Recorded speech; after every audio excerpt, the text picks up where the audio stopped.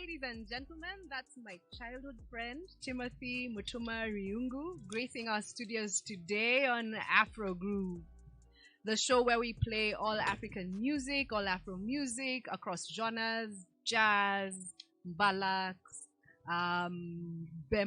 rumba, benga, all Afro music. This is the house. Karibu sana, Timothy. Welcome to Afro Groove. Asante. Thank you. It sounds like a fun place to be. It is a fun place. Cool. It is a fun place. You and I know each other for very many decades. We won't tell our viewers and listeners how long. It's been a minute. 2 minutes, in fact. Thanks, Tim. And with us in the studio is Tim's sister. Well, Tim will introduce her.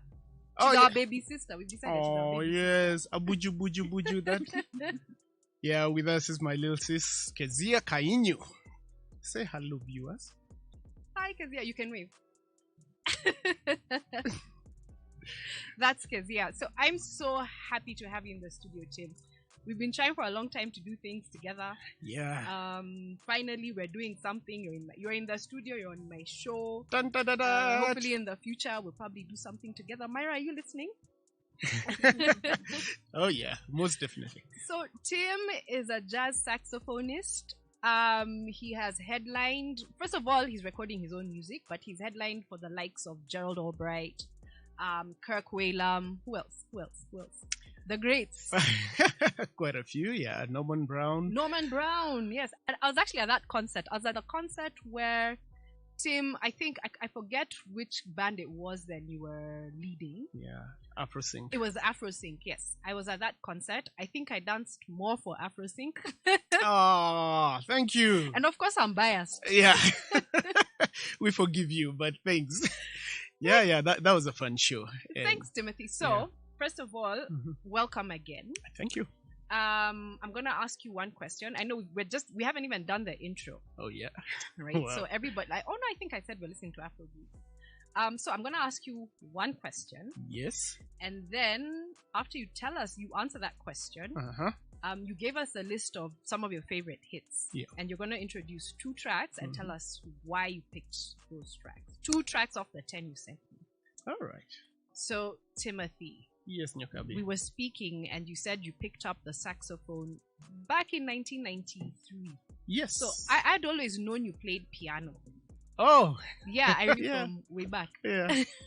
Oh my goodness. So why the saxophone? So it's a 2-part question. Yeah. Why the saxophone and why jazz? And the 2-part answer is why not saxophone? Why not jazz? Sax, I don't know. The saxophone chose me really.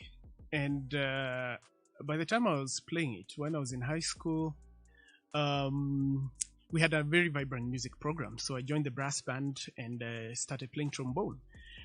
And trombone was fine and I got along quite well. But when I picked up sax, there was something different. And I just took to it instantly and just felt far more expressive in it. To the extent that I actually forgot how to play trombone.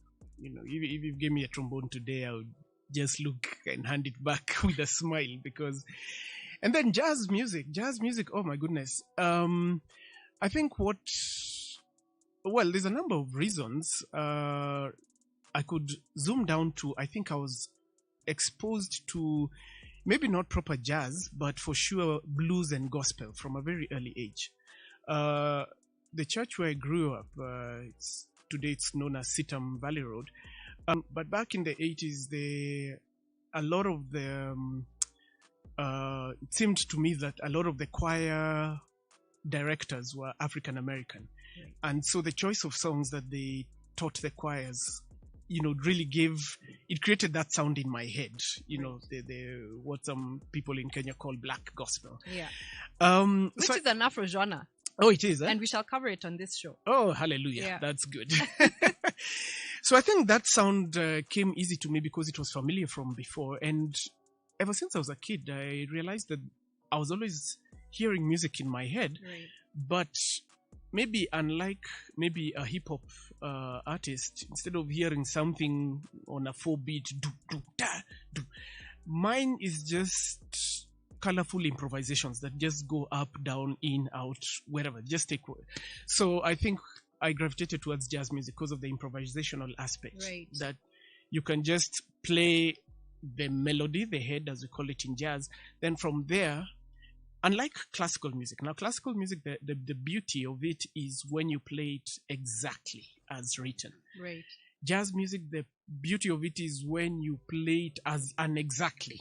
When you improvise and you bring your own individual twist to a song. So that means that if there's a band playing 5 nights in a row, right, the same songs, really they will never play them twice exactly the same way, because what is encouraged is throw in a spin, explore something different. Yeah, I see that. So the example I have in my head is the song Take 5. Mm-hmm.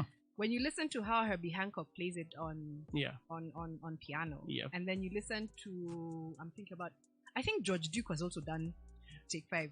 I think all the jazz musicians have done Take 5. Pretty much everybody. And when you listen to each of those versions, they're all very different. Yes. It's like I've heard you play, and it's a song we're going to play on the show, Africa Sunset by Paddy Guada. Oh, yeah. I've heard your version. Oh, yeah. Of course, we all know that. And if you do not know Africa Sunset and you're a Kenyan, okay. Anyway, so so I've heard guitar and it's timeless. Oh yeah, absolutely. And I've also heard your version, with your own spin to it. Oh. And I imagine so that's a gravitation towards that kind of style. That's it, yeah. Because when, as you say, fine, the first instrument I was trained or attempted to be trained in was piano, and that was a very classical approach. And what I found is that even learning. As a youngster, having to stick to color within the lines was a bit difficult for me. Now, later, after a few concerts after my belt, now I'm really appreciating the value of that, and I'm really working to, like, for example, stick to a melody, right, and just explore the beauty that's there. Yeah. But for a long time, the beauty that attracted me was what there is in just being out of the box, expressing. So, to answer your question, that's what attracted me to jazz. Wow. Yeah. So, like I was telling the viewers and listeners, you gave us a list of 10 songs, and I remember I'm the one who made the request. Yep. And because of what the show's about, Afro music, melanated music. Oh yes. I'm going to use that word from now on. It's a beautiful word. Melanated music. So you gave us a list of your 10 of your favorite hits from Afro jazz musicians. So introduce to us the first 2 tracks we're going to listen to. Okay. And why you picked... Okay, I love this particular musician. I don't know. I don't know. He should have a shrine. Oh, yeah? Yeah. So introduce those 2 songs. Well, would you like me to go in the order that I wrote them? Yes, please. Okay. So the first 2 actually are both by the same artist. That's the legendary and unfortunately the late Manu Dibango from Cameroon. And the first song is Big Blow. And the second song is Hot Chicken. The second song I did. And it turns out it has a great groove. Yeah. And it's been done, like what you're saying, by very many jazz artists. Yep. No, Mr. Dibango, let me tell you, this guy, he was, this fellow from Cameroon who, I don't know if it was in the 1960s, found himself in Europe. Maybe France or Brussels, Belgium, but, gets into the jazz scene. I think he's formally trained in jazz, but still never leaves behind the African flavor. Yeah. And now that colored him a lot of what he did. And actually his biggest hit is Soul Makossa. Soul Makossa. And Soul Makossa, I mean, even Michael Jackson sampled it. And other people now. And lots of artists sampled Makossa. Oh, yeah. It's just one of those things. And the other day I came across a little documentary on the history, the rise and fall of disco music. Right. And Soul Makossa was actually the first disco hit to be played on mainstream radio. Wow. Prior to that, this is now we're talking the late 70s. Yeah. Prior to that, disco was a very underground music. Yes, it was. And so mainstream radio was not touching it for various reasons. Yeah. But when Soul Makossa was released, it just found its way up up the charts, Yeah. and now it was being demanded, so it was being played not only in clubs but now on radio as well. And that's how Mr. Dibango really came to world attention, and incidentally it opened the way for a lot of other disco hits now to get on. So it's actually fascinating to think that when we think of the 1970s disco era, you'll think of Saturday Night Fever, Earth, Wind and Fire. Yeah, who are these? ABBA, the Bee Gees. Yeah. I mean, those are huge acts. Yeah. But really, the one who opened the door for them in mainstream radio was not even Nile Rodgers. No. He's just another. Oh, he's a legend. As well. Yeah. All right. So Kevin's our producer, by the way. Hi, Kevin. Let it roll, Kevin.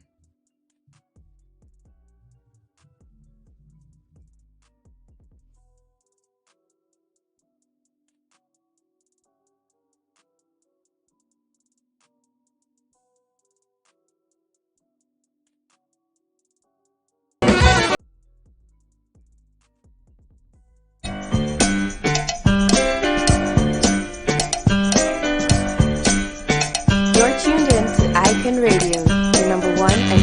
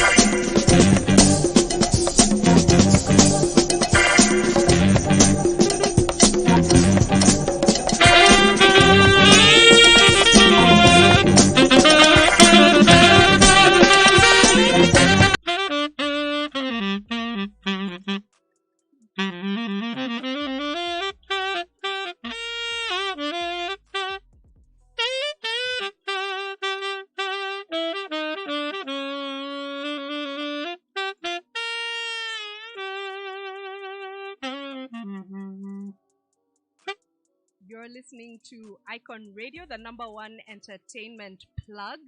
With me in the studio is Tim Riungu, a local, versatile. I mean, first of all, I've known this guy since kindergarten.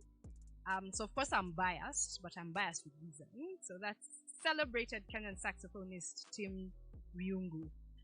If you'd like to send us a message, post your comments, tell us what you think about the show. We're live on YouTube right now. Send your comments. You can also call in or send a WhatsApp on 0788380030, or you can call in on 0748140086. Timothy, I have another question for you. Ask away. Because today we're asking questions. And I'm giving answers. So what's your creative process? Oh, first of all, before you say that, I need to tell the audience that Timothy is currently in studio recording your first album, right? Yes. That's it. All his original creation. And if you want to catch him, he's at Gecko on Fridays. 7 to 9. 7 to 9. What else? Pretty much that's it for now, eh? For now. But he's a regular Gecko. Gecko is off junction of Kingara Road and Bazi Avenue. 7 to 9 every Friday. Yes. Okay. So now tell us, what's your creative process? For international audience, no, that's Gecko is in Nairobi. We do have an international audience. I beg your pardon. Yes. So that's the other thing. So right now, this interview is being viewed across. Well, first of all, we're on YouTube, so this is global. Hi, Globe. But we're viewed. We have a really big fan base in 40 countries across the world. Fantastic. Including, first of all, our biggest fans are South Africa, Nigeria. We have a fan base, of course, in the US of A and parts of Europe. So you're talking to literally the whole world. This is lovely. Hi, world. Okay, so yes, what's your creative process? Well, ideas come looking for me, right? Essentially, and I find that my work is now just to capture them. I learned not to stress on. I need to get an idea. I need, when you squeeze like that, it's like for me, nothing much really comes of that. But I give my mind targets, and I just say, of course, I listen a lot. I listen to music. And I listen to almost anything that produces sound, because you can get, like in Nairobi, for our non-Nairobi audience, there is a phenomenon known as matatu. Now, matatu, those are public service vehicles, and they are just colorful in every way you can imagine. They are painted gaudily. They have loud music, and even their horns. So you could get inspiration from there.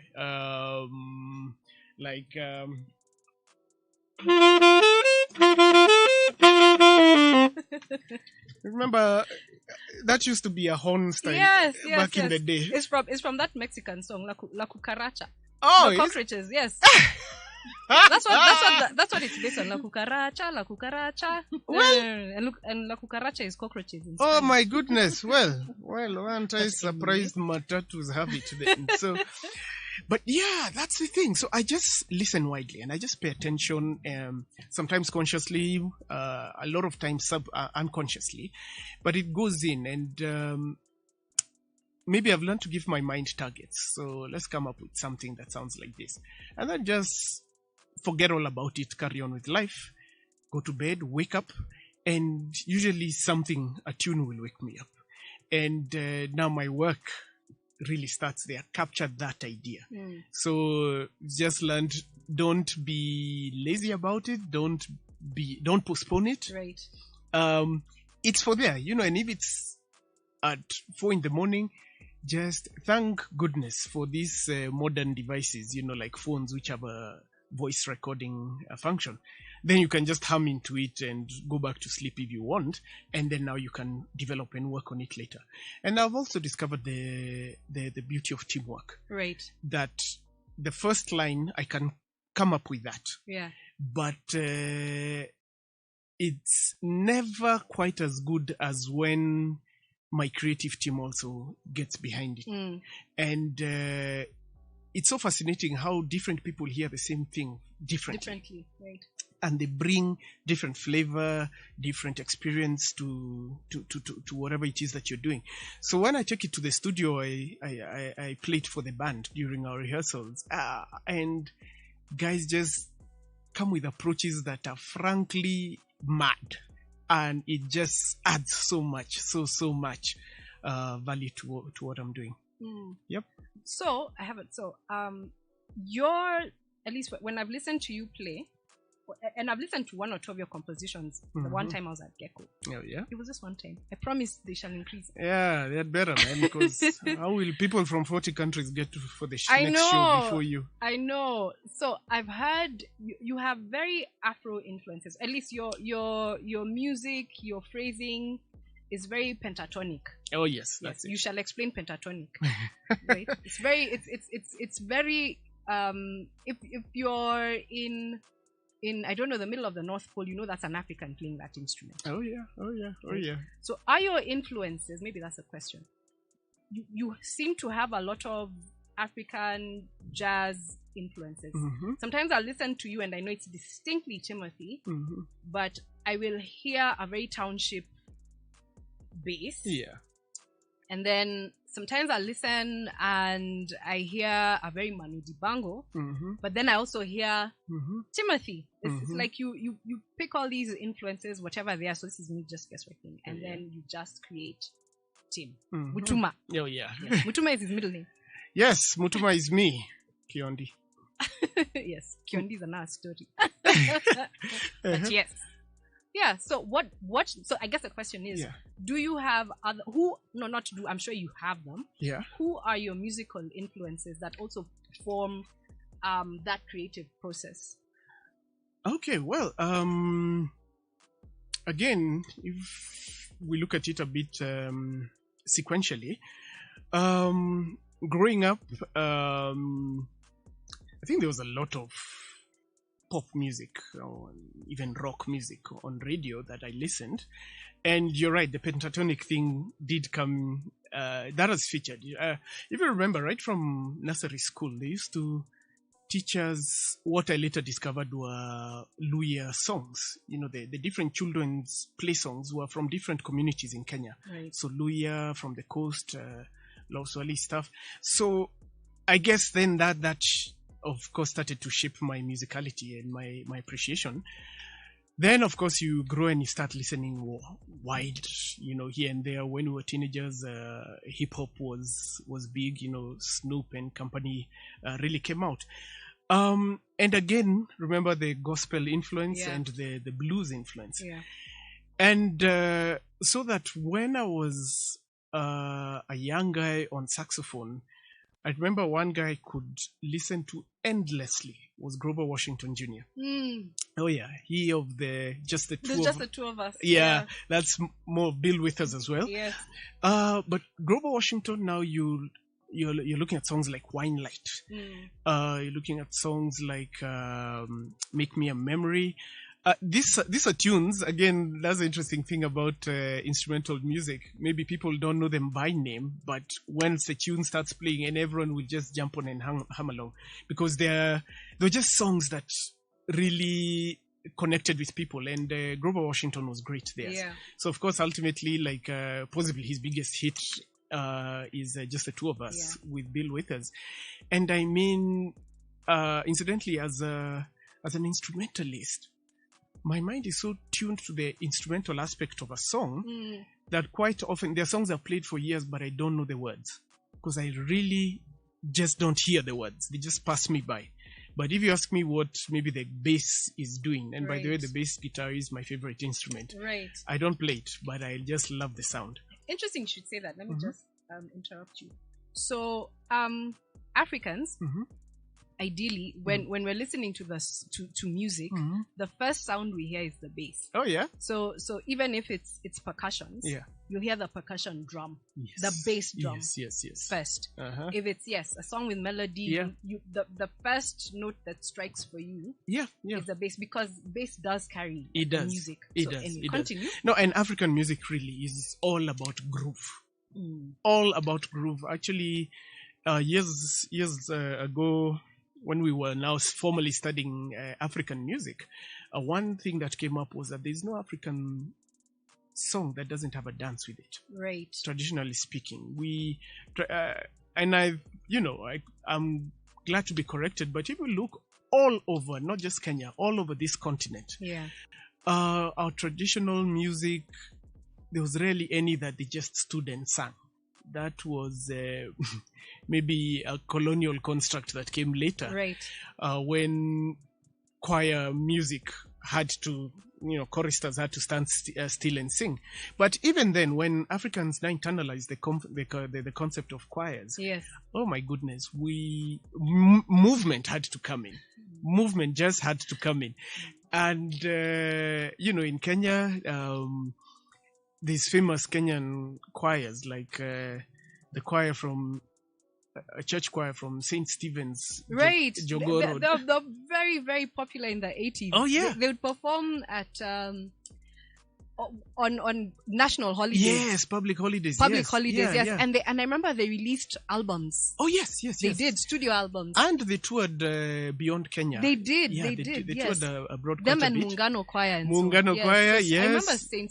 Stephen's. Yes, that very church on Jogoo Road. Oh yeah, yes. yeah. Okay. So those churches, those choirs, motion is part of the experience. So they will have all their melodies, their harmonies, and motion. And mind you, all that the only accompaniment quite often is just percussive instruments. So it's a traditional drum and or kayamba. Yes. Which is this rattle that they play like yes. But with just that minimalist approach, the flavor is so rich. So movement, again, is part of African music. Incidentally, something else now, and this is building on what you said about we first hear the bass drum and the lower frequencies. You find that a lot of African kids, sana, those who grew up in rural areas, right, their musical appreciation, it starts while a child is still strapped to the mother's back. Because as the mother is working, she's singing. And humming. Yeah. And whatever she's doing generally goes with that rhythm. Yes. And the kid just picks it up because you're clamped onto the mom like that. Yes. You just have to pick up every movement. So, I don't know, maybe urban, modern mothers need to go back to tying children on their back. It's just, I don't know now. That's the first musical education we get. Oh, yeah, quite often. So, of course, dancing to a mapiano with a child strapped to your back. You know what? We'll negotiate that one. So, basically, your influences are very indigenous, so to speak. You could say that, yes. Yeah, you could say that. Thankfully, again, when we were in school, at least music was I found that the schools that did teach music were very intentional about it. Yes. And I had some really good teachers. Yes. And shout out to Miss Fernandez. Miss Fernandez at Consolata, Mrs. Amunga at Nairobi School, Mr. Obaga as well. And then on to Daystar, where I studied music as well. With our department was headed by Dr. Mia, yes. And I was trained by Helen Tawali as well. Wow. And Helen, those are great. Oh yeah. Helen is fantastic. And the Amungas also. Oh yes. Very musical. It's quite a musical family. Yes. Their father was one of those recording artists, like from the 1950s. Yes. Yeah, and well, so those are the influences. So I picked a lot of Western influence, of course, through mass media. Then later in life, they reached a certain age that I just got hungry for our homegrown music. Yes. An appetite came. You know how you can have been eating one thing for a long time, then one fine day your tastes change. And I was very curious that, okay, I've been listening to Western music and I've also listened to African music. How do the two meet together? And a big influence in this area was this South African, Mozambican guitarist. Jimmy Dludlu. That's him. That's it, Mr. Dludlu. I mean, he has the chops of proper jazz guitarists, Yes. Wes Montgomery, George Benson, whoever. Norman Brown. Yeah. But he plays it over such an African flavor that you just say, and I mean, that was fascinating because me as a saxophonist could listen to him all day as a guitarist. I hear conversations, I hear statements he's making as he's playing. So he has been quite a key influence in my journey. Interesting you should say that, because from the list of songs you've given me, so I made Timo, we call him Timo Mutuma, pick songs for this show. And I noticed that a number of those songs you picked are by jazz guitarists. So I noticed there's Ernie Smith, there's Jonathan Butler. Yep. So I see that relationship, how you listen out for other instruments or other, songs, created by other instruments. Yeah. And then transfer that into the sax and then make that your own. So now that we're down south, by the way, the song that really got me listening to Jimmy Dudley was Ioni Ipapa. Ah, yes, the birds are flying. And then what struck me is how that's such a Ioni is Nyoni. Yeah, Nyoni. Bantu is Africans understand each other. Yeah. Oh yeah.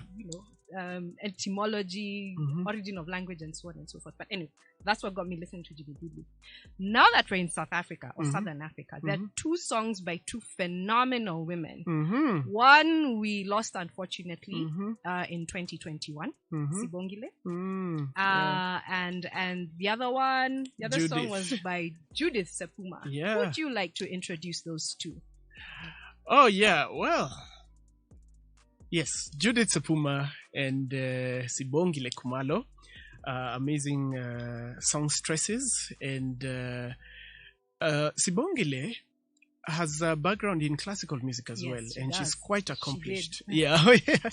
Quite accomplished in the classical traditional, and still brought her Africanness and jazz as well to it. So I find her songs actually quite stimulating to my mind. Yeah. She and then Judith. Sorry, we'll talk about Sibongile later. Sure. Judith. Oh, Judith. Well, I think I encountered her through possibly her biggest hit, a cry, a smile, a dance. Yeah. And I think I wasn't the only saxophone player who was that impressed, because Kenny G actually did a collab with her. He has, yes. Yeah. So, no, Judith's awesome. Yes, so we have, I find there's probably something in the water in South Africa. Probably. Because our legendary female vocalists especially all originate from that side of the continent, right? Yeah. So KELVIN, lined up for us is Sibongile Khumalo, and after her, I forget what song it is she's playing. Sorry. So it's a song in Xhosa. The title is Yaka Linkomo. And then right after her, we have Judith Sepuma with A Cry, A Smile, A Dance.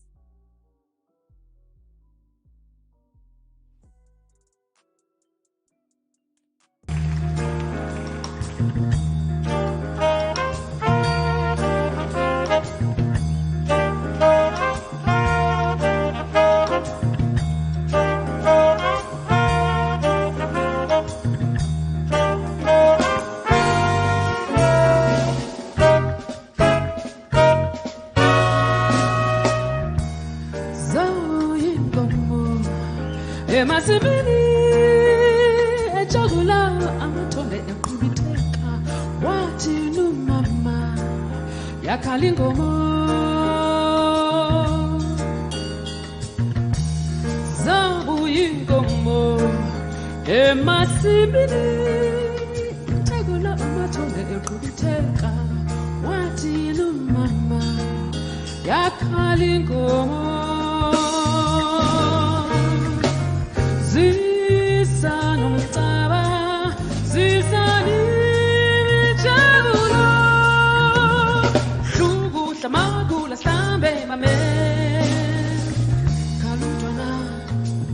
You're tuned in to Icon Radio, your number one entertainment plug.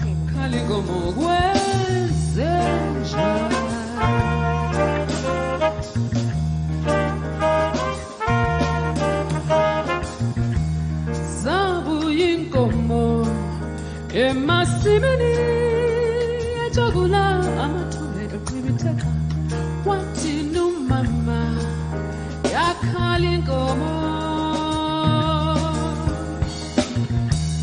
zabuya inkomo emasimini ejogula amathole eqhibitheka wathi numama yakhala inkomo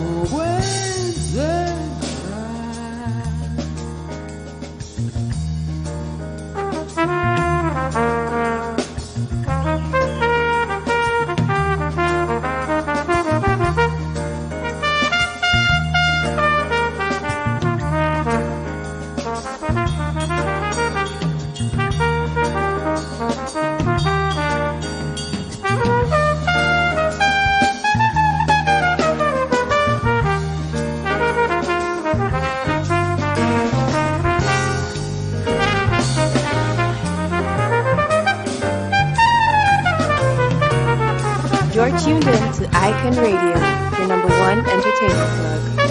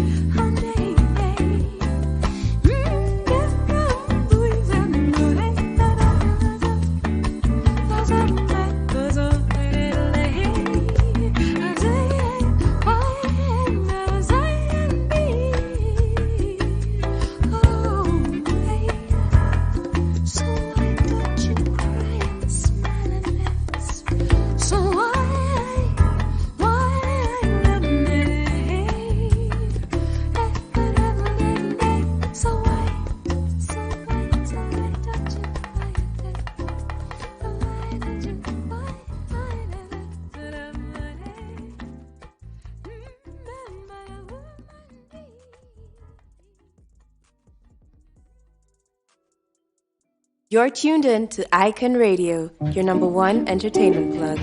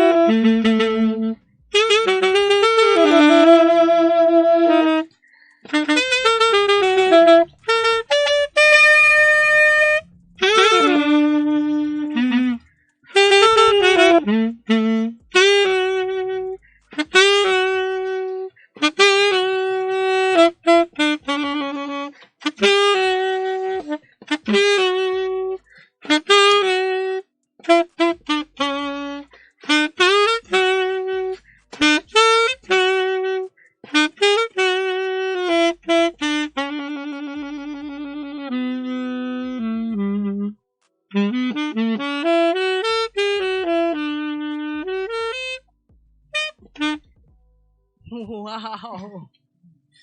Wow. So ladies and gentlemen, so that was Tim's version of Africa Sunset. What we just heard was Padiguada, who I read, and you could tell me because you've met him. Mm-hmm. I read that he wrote that song when he was 11 years old in 1960. About 65. 65. Wow. Yeah. Remember, it was I think it still is. Yeah. The theme song for Vioja Mahakamani. See, so that's why when you're challenging Kenyans, and I often like throwing that out to them that Right. Whenever we play this song, that this next song, there's a prize for whoever can give the name. And pretty much every Kenyan recognizes the tune, and even those who figure out, okay, is it Vitimbi or Vioja Mahakamani, but they get it right.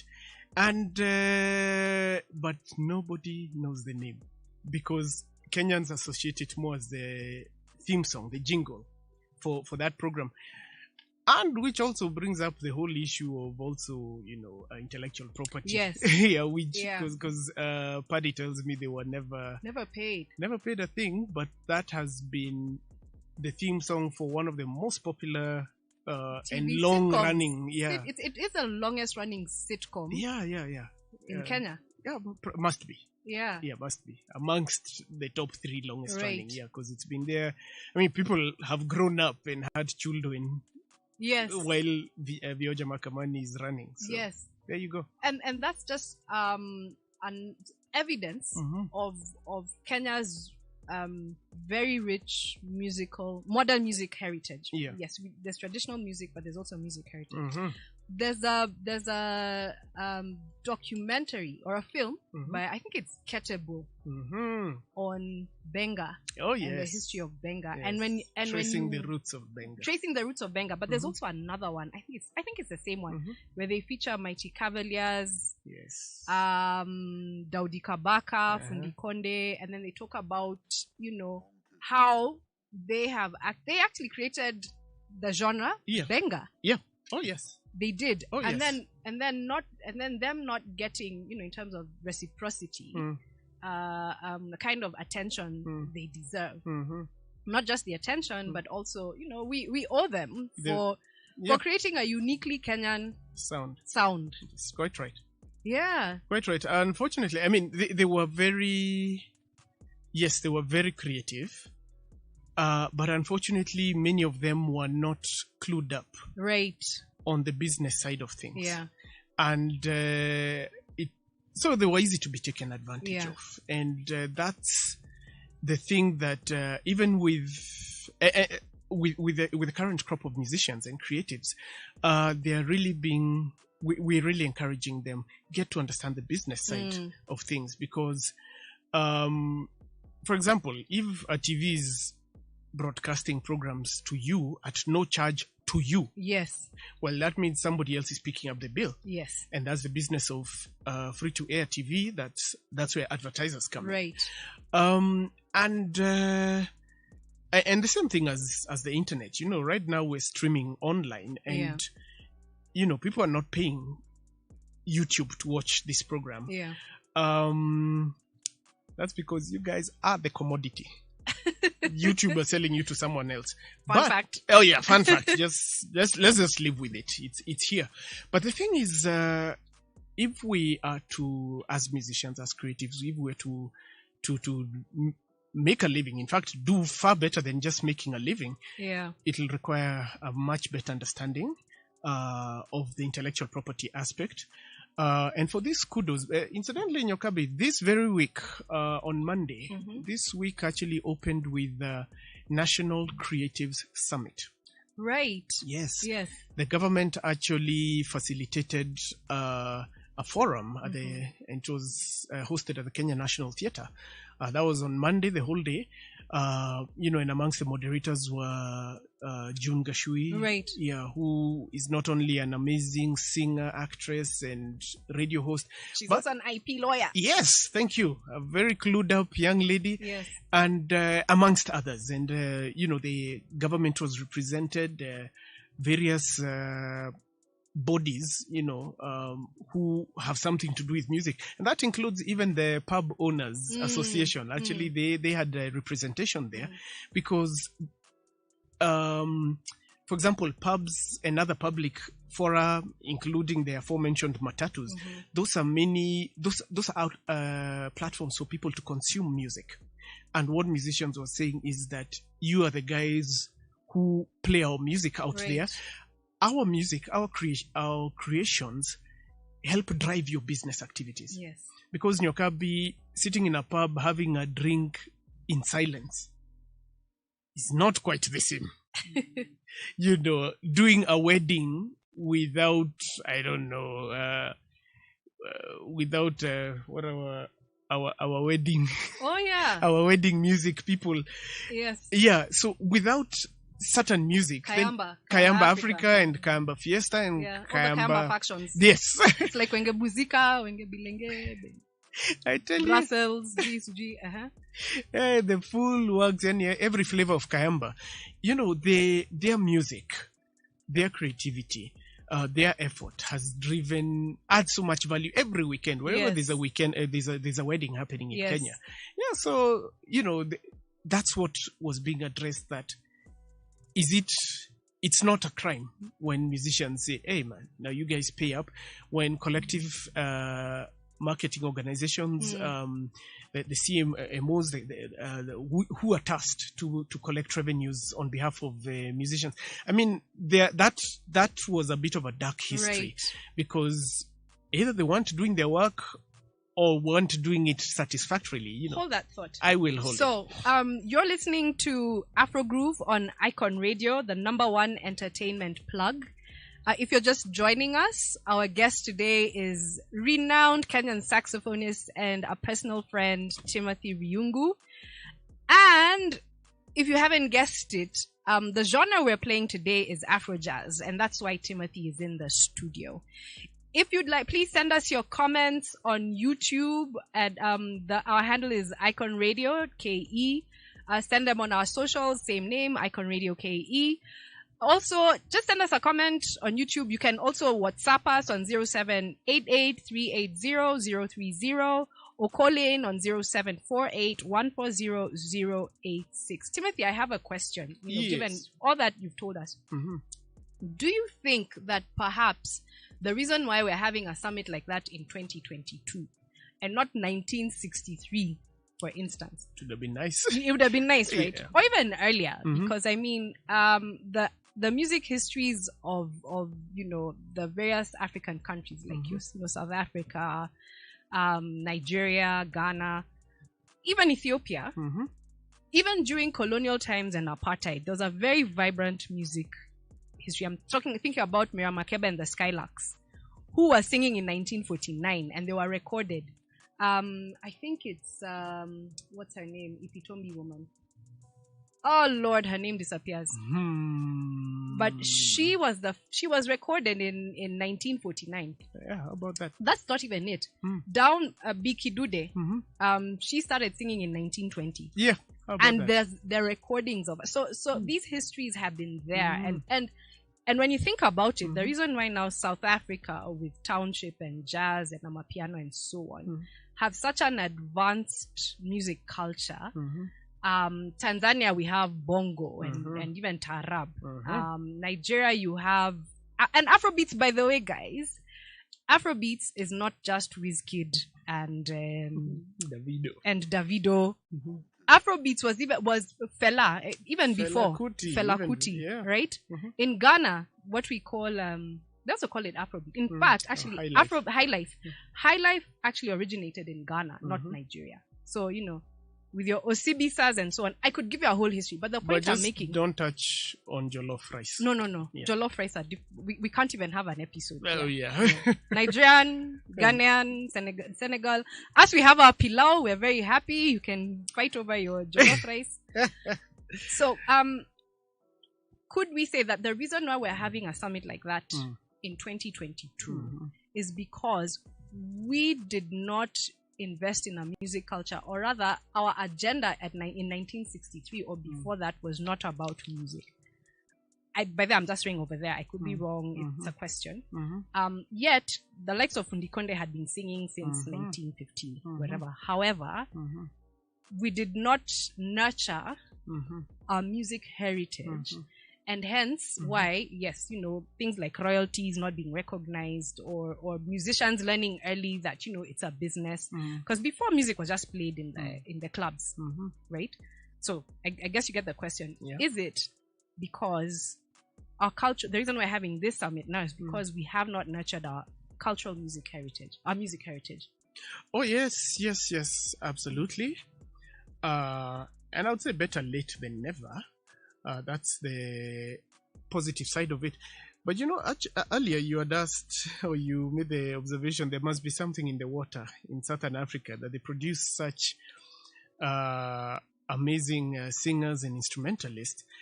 And yet, I would say it's not the lack of talent, right? Artistic talent that we have in Kenya or anywhere else in Africa. Yeah. We have an abundance of artistic talent.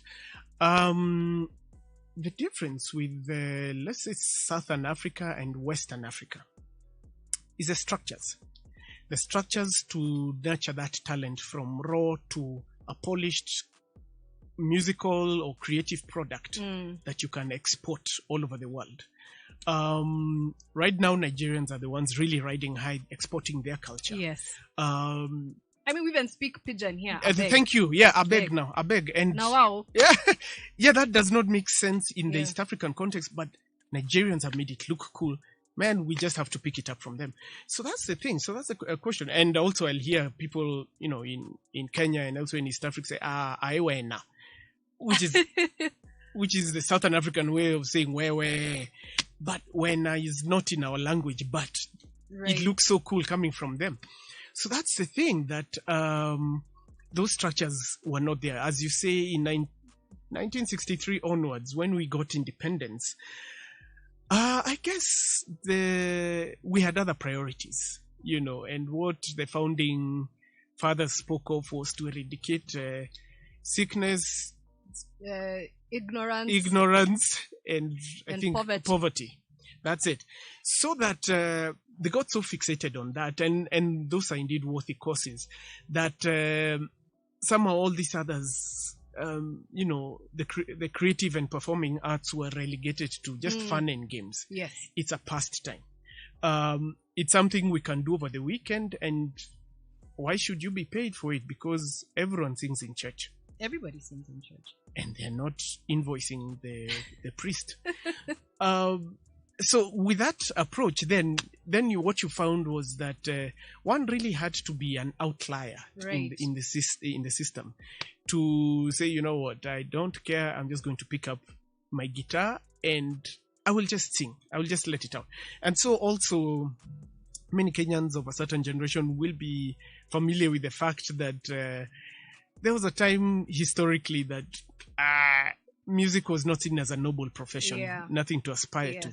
Now that was for people majangili wameshindwa na shule. School was too much for them. So that, and yet, ironically, in really developed countries or more developed places, you find music, jazz, reggae, are seen as that's the expression of thinking people. Yes. The best thinkers. Yes. Are people who will sing or listen to jazz and reggae of all musics. Reggae is great. I'm a fan. Makes you think. And yes, fun. Even when you don't want to think, it'll also make you not think. Yeah. So the thing is, fortunately, and coming down through the years, you'll find that the previous regime in Kenya, again, we're talking of 4 pillars. Yeah. Which, if I recall well, manufacturing, agriculture, housing, and education. Yeah. And unless music falls under education, somewhere in there. Because what you'd find then, cultural expressions, they've not really... Nyokabi, let me tell you, I have encountered culture ministers of culture in this country who were clueless about musical activity. Right. One particular guy, and this one I met him at a jazz festival in Nairobi, and he had been brought backstage to meet the artists before the performance started, and he was just looking shell-shocked. Okay, who are these? Why are they here, and why am I here? And what do you guys do? What are you going to do? Basically, he had no clue. Oh, no. None, and he's the minister of culture. So that, it was actually quite refreshing when we got fellows like Dr. Donald Otoyo to come in as the director of at the Permanent Presidential Music Commission. Yes. Because Don has been a music educator, Don has been a performer, Don is in touch with what actually goes on. Right. And also just brought a different thinking, a whole different approach. Was paying artists who are performing at, our national events a lot better. Yeah. So that now it's a competitive thing. Now we want to be involved in those things. Yeah. And it also brings our patriotism with it. Interesting you should say that. So, countries on the continent, and even when you look at Latin America and the Caribbean, where you have African people, the story of survival and independence is a thread running eons, literally centuries. In fact, in some cases, millennia. But in this country, what you're saying is when we realize a lot of music is heritage, and between independence and now, is our focus has been on nation building. Music became very political. I remember, the kind of music that was played on certain, general stations and so on, that was local, was very measured, right? We had all these benga hits, na Otoyo and so on and so forth. But music has always been political. It's never been there's never been an educational, the heritage, the value of the heritage has never been seen up until now, when people are like, okay, the world is big, and that's when now people are taking an interest. Meanwhile, music was an examinable subject. Yes. In primary school. Oh, yeah. We've mentioned the teachers. Yeah. Oh, yes, we have. Yeah. And then the question after high school is, so what do I do with my music after that? Yep. For many people, it was just an elective. Yep. Right? Very interesting. So, we could go on and on and on. And this is also a music show. Oh, yeah. So next, Kelvin's queuing for us. Oh my gosh. I think he's my favorite, will always be my all-time favorite. Trumpeter, cornetist, all-round African, Pan-Africanist, Hugh Masekela. So there's Hugh Masekela, again, South Africa, with Uptownship. And right after Hugh is Moreira Chongwika. I think he's Chongwika. He's Angolan, right? No, he's Mozambican. That's again. Right. There we go. Southern Africa. Yeah. With Ancestrology.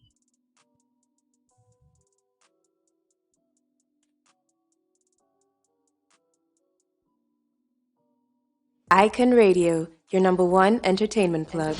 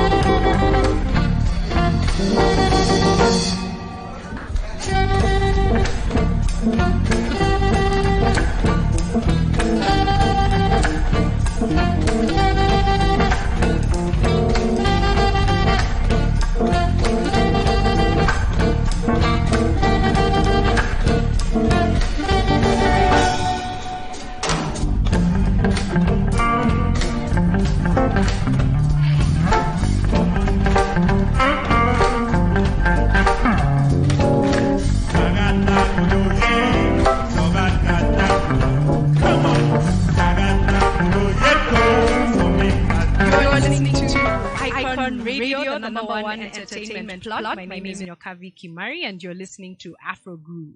On this show, we're interviewing Kenyan saxophonist Tim Riungu. So the song you just listened to was by a guy who I am discovering because of Timothy. His name is Moreira Chongwisha, and he's from Mozambique. And the track that we just faded is called Ancestrology. And before that, we had the late great maestro Hugh Masekela with Uptownship. Timothy, tell me something. Mm-hmm. Which was the first Hugh Masekela song you heard, and when? And when? Yeah.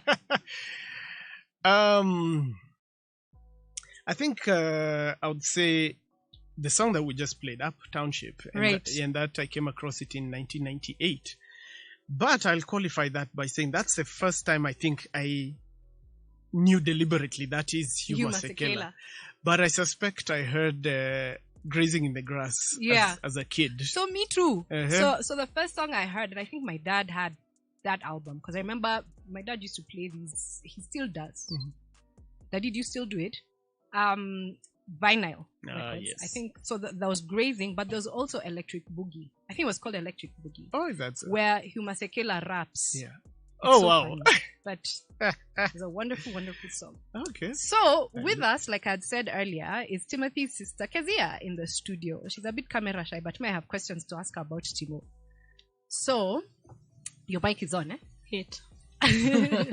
So Kezia is she studied mass communications, but I hear she's also a musician, Yes, according to Timo. But I have a question about Tim. Mm-hmm. So he started playing saxophone in 1993. Mm-hmm. I took saxophone lessons for 1 week. And well, that's one of those childhood. It's not a trauma, but one of those things that happened. But anyway, that's a story for another day. Mm. And what I know about the saxophone is, if you're starting to play it, it can be very squeaky, very annoying, very noisy. Indeed. Yes. So Indeed. so as a baby of what was your household like when Timothy picked up this instrument and didn't finish playing the piano? Well, it was interesting. Since I was about 10 years old when Timo began in 1993. It was noisy. And the house was his workshop. So people out there are getting the final product. It's beautiful. But now in the house, Timo. Yeah, so it wasn't fun having him practicing in the house very much. And I was shocked. I think the first time I watched him perform outside, I'm like, is what you're talking about. Yeah, so, yeah, now it's okay. I think I've forgiven him for all that. Is he a testament of practice makes perfect? Indeed. And also his passion. His passion, began from Kitambo, from very long ago. Yeah. And yes, we paid the price, but it was worth it. It was worth it. Paid the price. We did as a household. Can I tell you another way I know Timothy? Yes. He's a caricaturist. Mm. Yes. He used to draw cartoons. There's a way he used to draw me, and teachers. Yes, and my mom teachers. got called to school a few times. Yes, he do teach. He had a comic strip. That he did. Yes, he did. I don't know. Is that something you want to revive? The comic strip. Well, yeah, I think I would do that. Because with these talents that we are blessed with, it's use it or lose it. Use it or lose it. Mm-hmm. So we shall be drawing more Babujos. Yeah, who knows? Who remembers Babujo? Yeah, we are betraying our ages. There's a generation that say Babu who? Yeah. And Bogi Benda. Oh, yeah. Actually, Nyokabi, out of all the accomplished musicians and stars that I've had the privilege of meeting, yeah, I'm really starstruck. But one person who was starstruck when I encountered was Mado. Wow. Paul Kelemba. Yep. I'm going to share this with people who know him. No. When I met him, and I've even told him, now we are buddies. And, I was looking at him like, but you're Mado. And he knows he's Mado. But, which was funny because when we got chatting, and he asked me about me, and then at the end of it, we laughed because I told him, I'm a musician, though I grew up wanting to be a cartoonist because of you. And he laughed. He said, well, I'm a cartoonist, but I grew up wanting to be a musician. Yeah, so apparently we're both living each other's dreams. So. Oh, wow. Yeah. How amazing is that? Yeah, imagine. Gosh, Mado. I think I met him once. I don't think he'll remember me, but I walked into his office with his friend Steenie. Mm-hmm. And he was busy drawing something, and me, yes, I was starstruck, but I played Chini, Cheza Chini.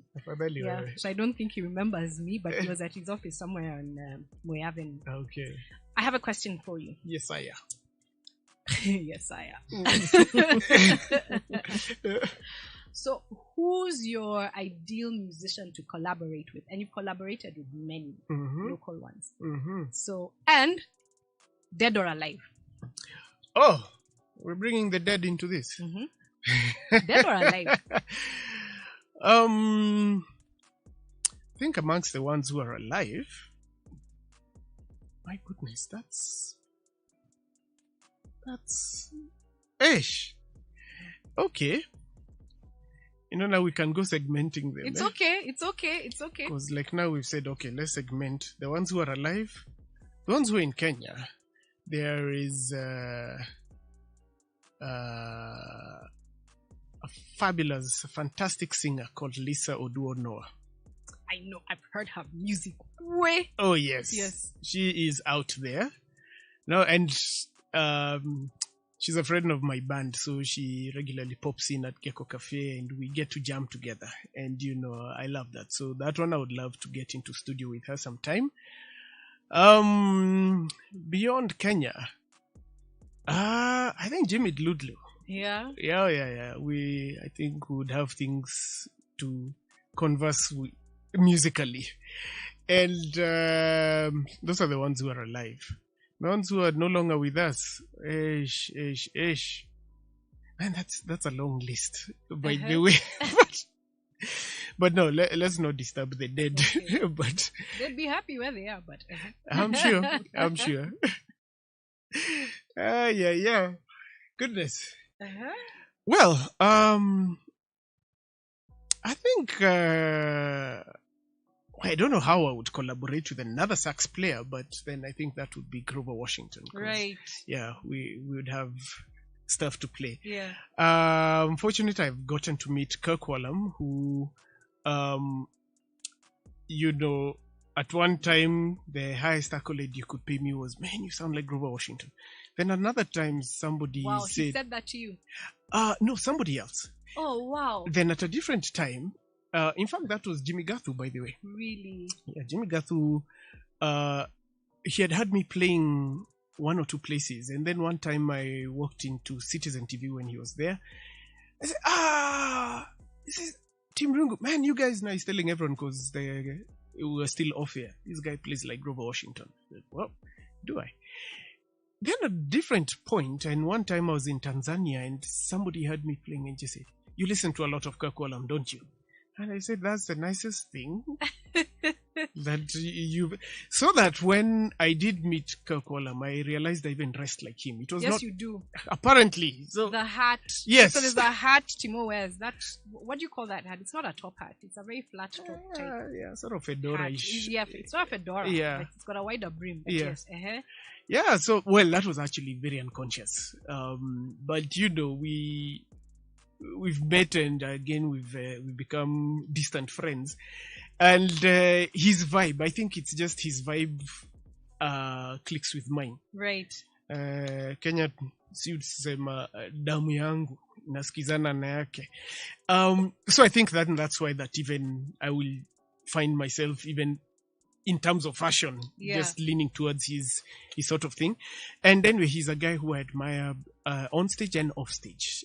He really walks the talk, and he's a very solid guy, humble guy, very committed to his craft, and committed to himself as a person and the spiritual side of him. Yes, he's a man of faith. Oh, he is. He's a man of faith. Yeah. Just like me. Yes. I know that. I have had conversations with you. Oh, yes. That have really inspired me. Yes. In another life, or maybe a side hustle, could be motivational speaker, spiritual consultant, I don't know.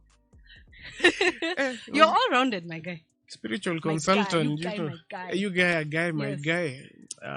Spiritual consultant, I think. Though, as long as we don't misconstrue that to mean a witch doctor. No. Because broadly speaking. Although, hold on, let me tell you something about Kenyans. You know, there's a difference between witch doctor Yeah. and witch. Mm-hmm. So, actually, witch doctor is a very colonial connotation. Oh. So, you know, just how you have a mganga Uh-huh. na mchawi. Uh-huh. Mganga ni daktari. Ndio. Mchawi anakuroga. Uh-huh. Mganga anagangua uchawi, Uh-huh. but he also treats you when you're unwell. You know, when you've got ailments. So which category, and So- I'm asking this as an instrumentalist, which category do DJs fall? Anyway, that's so true. Hao ni Because we watu wa- fall under spells, eh? They Hao ni cast watu wa spells. kuroga. Hao ni watu wa kuroga, sio? Yeah, that their words, not mine. Right, so Uh-huh. we're going to go straight into more music. Yes, I think please. we've done very many links, but we also want people to understand what the show's about, who Nyokabi, Timothy's all about. what's a link? Oh, a link. So when we're talking, you see this whole that's radio speak for speak. Speak. Yes. Oh, so we're linking right now. So yes, we're doing a link. Hey guys, please link up with us on the comments below. Yes, please. Let us link. Yes, and you can WhatsApp us on 0788380030. You can call in on 0748140086. Post your comments on YouTube. I can see some. I can see one from Myra. Thanks, Myra. Yes, that Vyoja Mahakamani theme song is for this weather. And with cigars and brandy. Myra, now you're linking. Sorry, now you're talking. So, our producer, Kelvin, our next songs. So, we're going to do Jimmy Blue. Mm-hmm.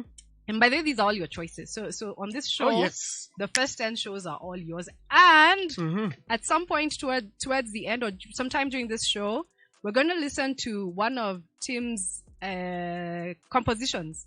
Okay, I just sounded like a teacher. Yes, you did, Teacher Nyokabi. So we're going to listen to one of Tim's, compositions, which he's recording. One of the tracks, his own original tracks.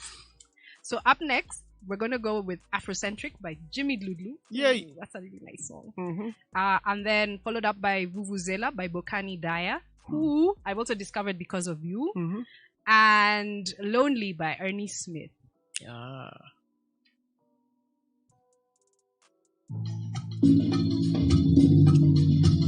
Okay, that link one is...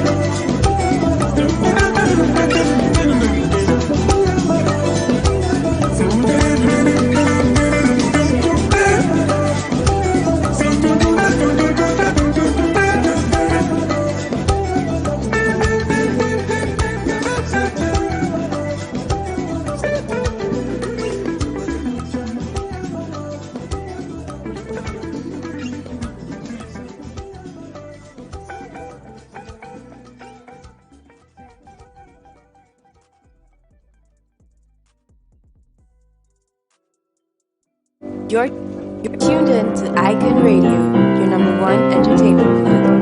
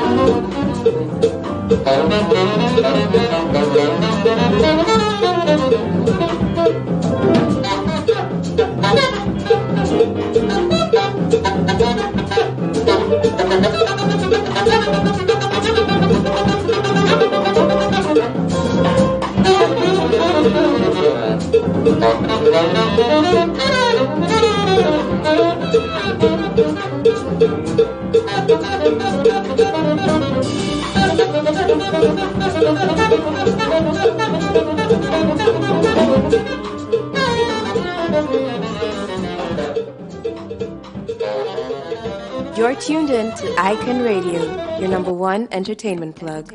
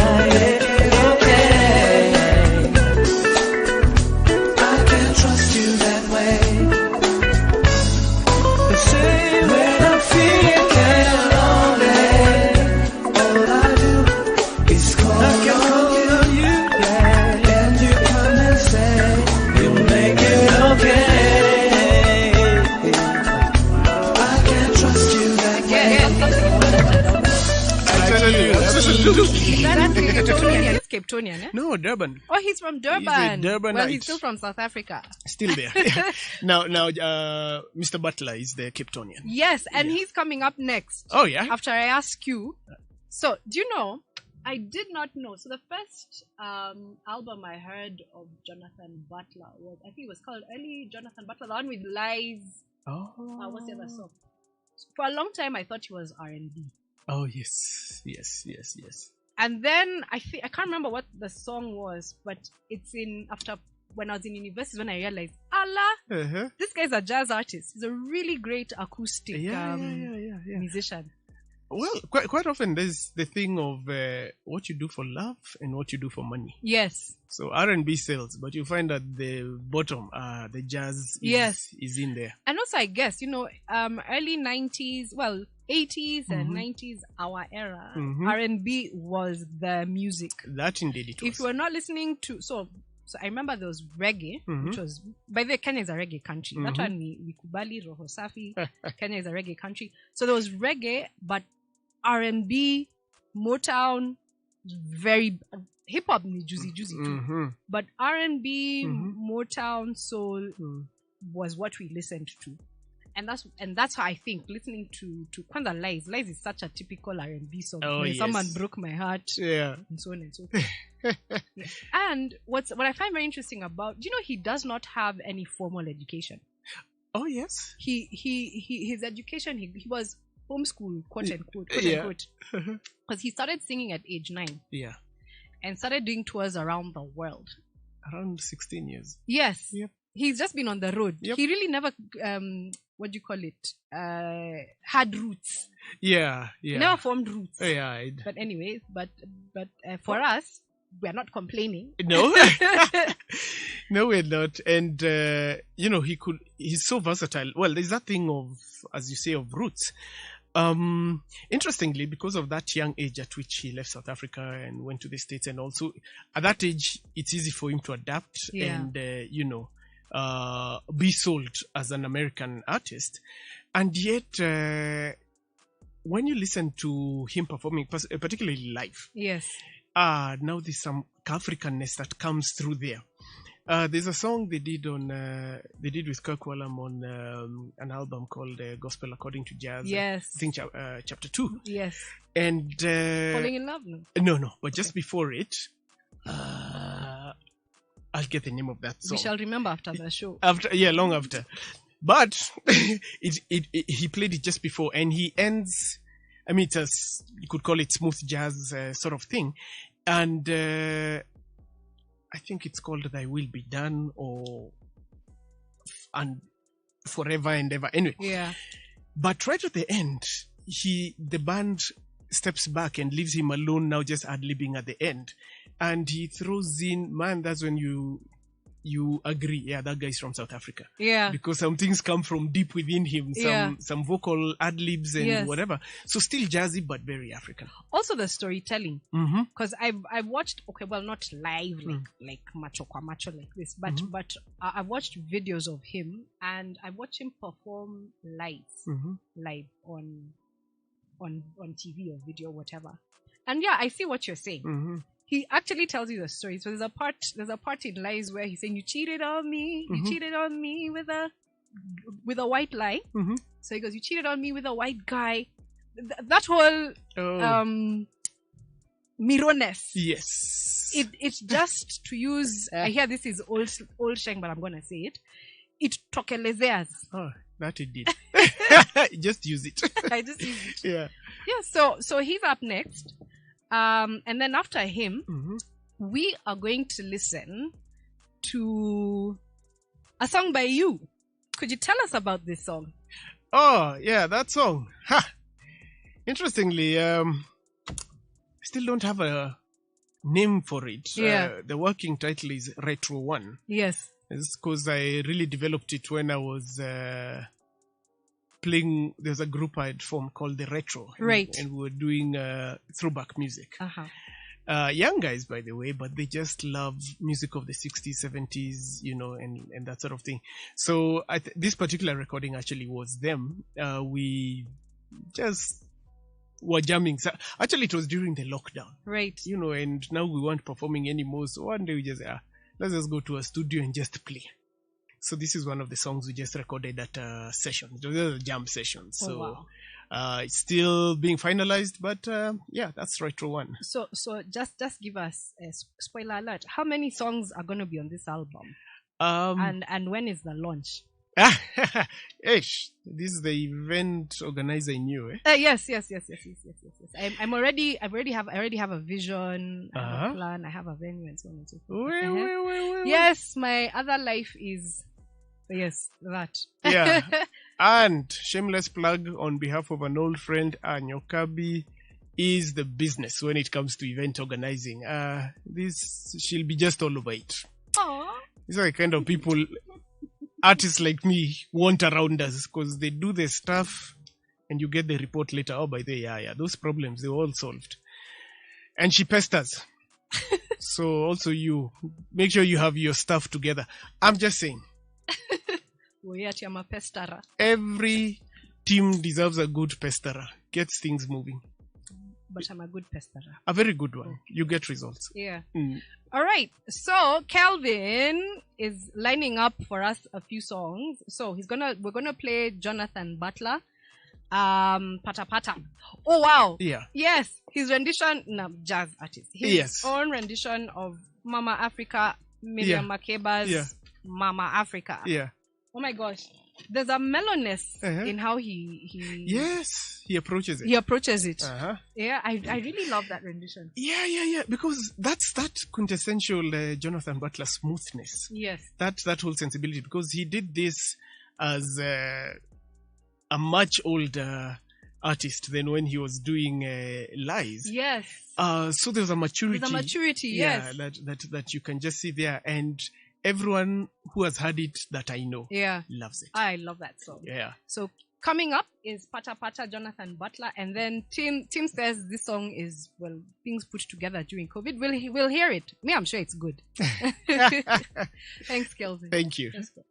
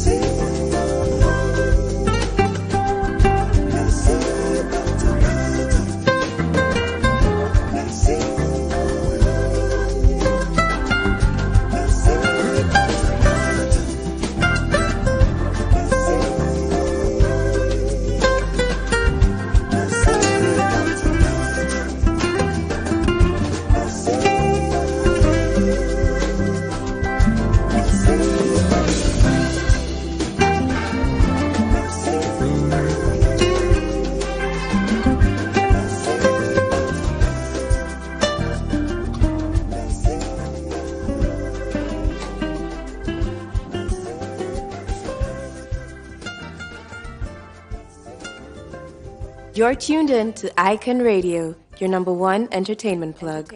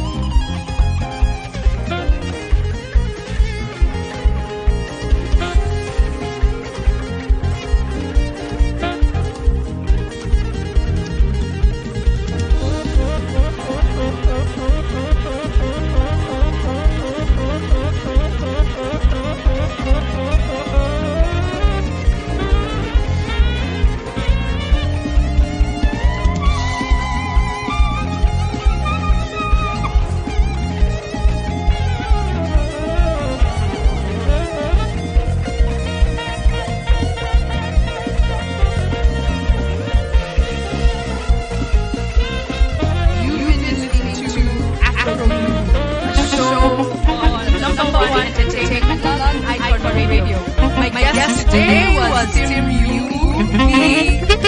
I'm just one of the best, actually, in my opinion, because I'm biased, the best saxophonists in Kenya. Thank you for listening. It's been a pleasure. Please let us know what you thought about the show. Send your comments to our WhatsApp number 0788380030. You could call us on 0748140086. Sending us off now is Tim Riungu. Thank you for being here, Tim. It's been a pleasure.